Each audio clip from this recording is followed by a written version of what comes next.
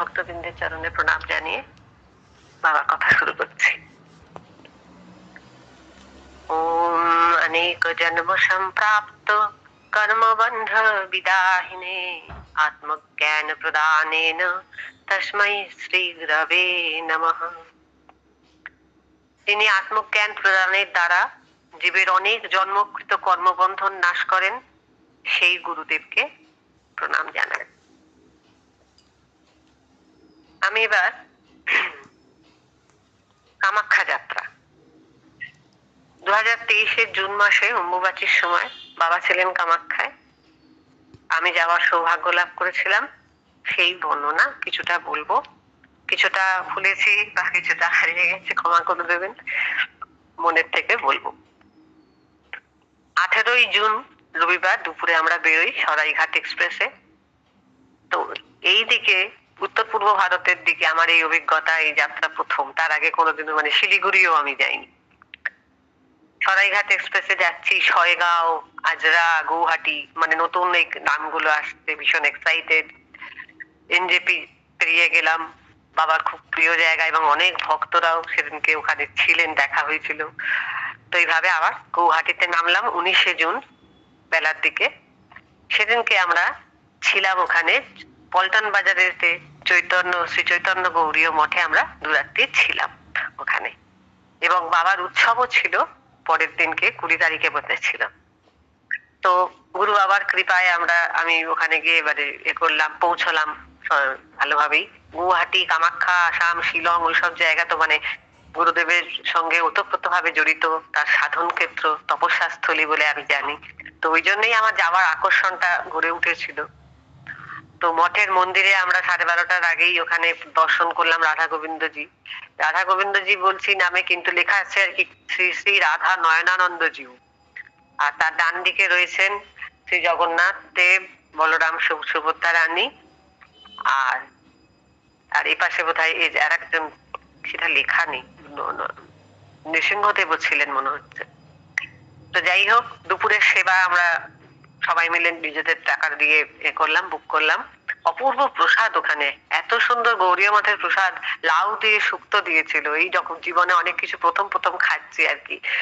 তারপরে মুগের ডাল, লাবড়া, আলু রাজমার ঝোল, অনেক কিছু, পায়েস, তো ওখানে আমরা থেকে দুপুরবেলা স্নান টান করে আবার তৈরি হয়ে বিকেলে গেলাম আমরা বাজার করতে। আমরা ঠিক আমরা জানতাম যে আমাদের ওখানে গিয়ে কাঁচা বাজার কিছু নিয়ে যেতে হবে কামাখ্যায়। কামাখ্যায় আমাদের নিজেদের প্রসাদের ব্যবস্থা আমাদের ব্যবহার করতে হবে, আয়োজন। তো তো যাই হোক, ওখানে আমি একজন নতুন ভক্ত, আমাদের রথিন দার সঙ্গে আলাপ হলো। তার বিশাল চায়ের ব্যবসা, সেই চা কলকাতাতে বারবার এসেছে। উনি নিজে হাতে আমাদের চা সেবা দেন, দারুণ ফ্লেভার চা, সুন্দর, বাবার কৃপায় যে এত সুন্দরে।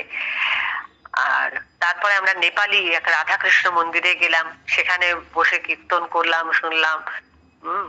তারপরে শিবলিঙ্গ ছিল ওখানে, সবাই মিলে আমরা সবাই পুজো করলাম ওখানে শিবলিঙ্গের, শিবের পুজো করে আবার হেঁটে হেঁটে রাত্রিবেলার দিকে, তখন রাত্রি হয়ে গেছিল, মঠে ফিরে এসে সেবা টেবা করে এবার পরের দিন হচ্ছে রথযাত্রা 20 জুন।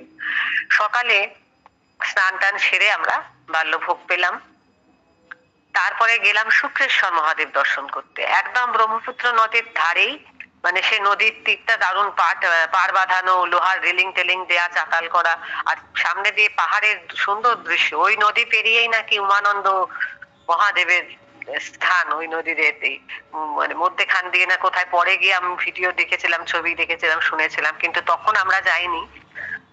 আর খুব বেশি বহমান খুব খরস্রোতা নদী নয়, কিন্তু নদীতে নামিও নি আমরা। আর তো যাই হোক, ওখানে বিশালকায় শুক্রেশ্বর মহাদেব, ওই সুন্দর ওই মহাদেব দর্শন করে মন ভরে গেল। আমার ঘাড় পেরিয়ে ওরকম ঘাড়ের কাছে উচ্চতায়, এবং বসতে তো বলাই যাবে না, 3-4 মিলে বোধহয় ধরতে হবে, এত বড় শিবলিঙ্গ। তো আমরা সবাই শঙ্কর মহাদেবের মাথায় জল ঢেলে প্রণাম টনাম করে ধূপ জ্বালিয়ে ওখানে বসে বসে আমরা অনেকক্ষণ বসেছিলাম, 1.5 ঘন্টা 1 ঘন্টার মতো বসে ওখানে জপ করেছিলাম। আমরা আমাদের সঙ্গে আমরা ছিলাম 7 জন বলি এখন। আমি, সঞ্চিতাদি, তন্দ্রাদি, ছবিদির বর বাবুদা, আর ছিল সন্ধ্যাদি, আর সন্ধ্যাদির ভাইজি ছিল না বোনজি, শর্মিষ্ঠাদি বলে একজন ছিলেন। তো এরকম সবাই ছিলাম একসাথে।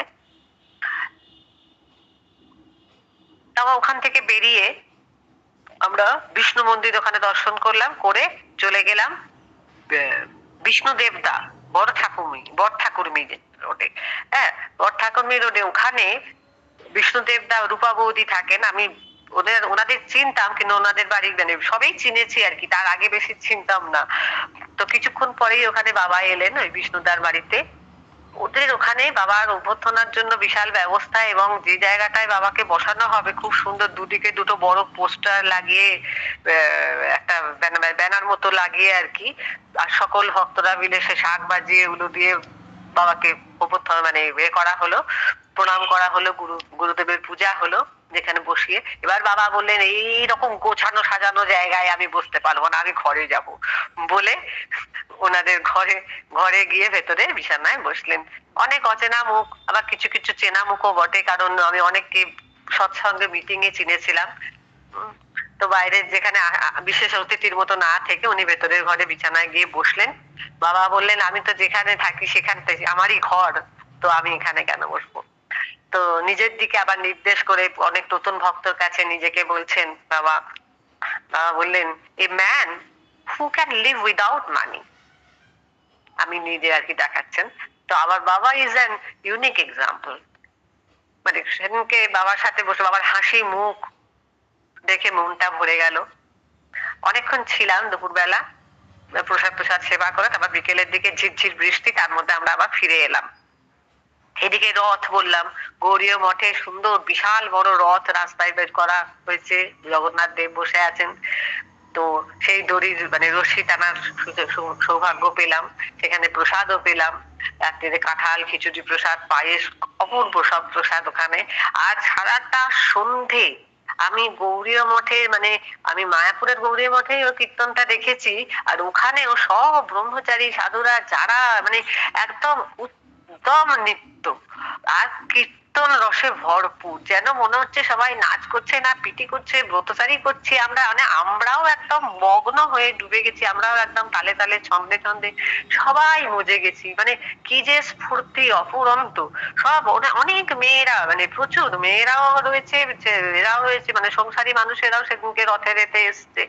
তো খুব আনন্দ করেছি। সে রাত্রি 10টা 10:15 10:30 প্রায় বাজে তখন আমাদের প্রসাদ নেওয়া হলো। মানে মহাপ্রভু যে এই বৃষ্টিও পড়ছিল, উঠোন টুটন সব ভিজে, তার মধ্যেই তারপরে ওরা মুছে টুছে প্রসাদের ব্যবস্থা করলো।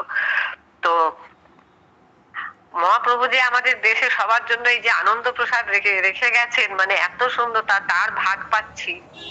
তো অন্নপ্রসাদ নিয়ে দিয়ে এবার আমরা নিদ্রায় গেলাম। 21শে জুন হচ্ছে কামাখ্যা পাহাড়ে ওঠার পালা। ভোরবেলা উঠে আগেই তৈরি হওয়া, সবাই মিলে জপ টপ করে নিচে নেমে মঙ্গল আরতি দেখে গেলাম। তারপরে প্রসাদ পেয়ে আবার তারপরে সেদিনকে তন্দ্রাদিরা সবাই মিলে আমাদের সবাইকে আলতা টালতা পড়তে হবে, আমাদের এরকম মুগাচির সময় যে আমরা এবার যাত্রা শুরু করব। তো সবাই মিলে আমরা রেডি হলাম, আলতা পড়লাম, সাজলাম গুজলাম। এবার 9টার সময় বৃষ্টি, খুব বৃষ্টি পড়ছে, বাবার যে কি কৃপা, তার মধ্যেই গাড়ি ঠিক করে সে গাড়ি দাঁড়ালো, সে গাড়িতে সব লাগেজ তুলতে তুলতে বৃষ্টিতে ভিজছে, আধা কিছু ব্যাগ ভিজলো তার মধ্যে। তো যাই হোক, ত্রিপল টিপল প্লাস্টিক লাগিয়ে ব্যবস্থা করে নির্বিঘ্নে বাবার আশীর্বাদে আমরা যাত্রা শুরু করে। জ্যাম একটু হয়, তবে জ্যাম হলেও ওটা 11টার মধ্যেই আমরা ঢুকে গেছিলাম কামাখ্যায়। ওই রাস্তায় আমি প্রথম যাচ্ছি, মানে খুবই সুন্দর, পাহাড়ের ওপর দিয়ে উঠছি এ করছি, পরপর সব গাড়ি যাচ্ছে আর কি। খুব আবার অনেকে হেঁটে উঠছে, সেটাও দেখছি যে লাগেজ ব্যাগ পিঠে নিয়ে নিয়ে তারা হেঁটে হেঁটে যাত্রা করছেন কামাখ্যা মন্দিরে যাওয়ার জন্য। তো 21শে জুন বলছি, গিয়ে পৌঁছলাম বাবার কাছে। আবার গিয়ে দুপুর বেলার দিকে না বিকেলের দিকে বোধহয় মন্দিরে গেছিলাম। আগে বাবার কাছে দর্শন করলাম। তো কারণ আমরা জানি এখন 4 দিন তো সব রাস্তা বন্ধ করে দেবে, এজন্য আজকেই সব গাড়ি উঠে গেছে, অনেকে আর কি ওখানে গিয়ে থাকার ব্যবস্থা করে নেয়।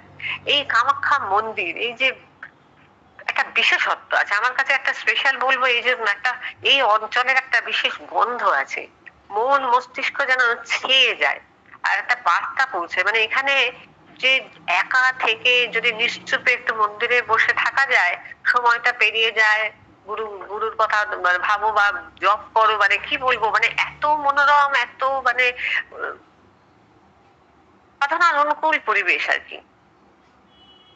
এই গন্ধটা একটা এমনই স্পেশাল যে ফুলের গন্ধ বলবো না, এটা রান্না মানে বিশেষ রকম অনেক কিছুর গন্ধই তো হয়, কিন্তু এই গন্ধটা অন্যরকম, একটা স্যাঁতস্যাঁতে ভেজা গন্ধ সেটাও নয়, এটা একটা বিশেষ কোনো আঘ্রাণ।